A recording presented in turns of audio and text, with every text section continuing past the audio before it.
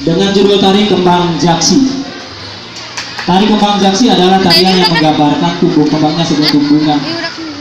Kembang Jaksi adalah penjelmaan dari Dayang Sumbi atau Rarasati. Diceritakan ketika Sang Kuryang marah, perahu yang dibuatnya dengan susah payah ditendangnya ke arah utara dan berubah wujud jadi gunung tangkuban perahu. Sang Kuryang pun mengejar Dayang Sumbi yang mendadak menghilang di Gunung Putri dan berubah menjadi bunga jaksi. Kembang jaksi artinya jaksi bisa dimaknai jadi atau saksi. Bunga sejenis pohon pandan. Sumber gerak diambil dari gerak tari topeng, pencak silat, jaipong, bahkan ada gerak kekinian. Inilah kembang jaksi. Semangat woy, semangat.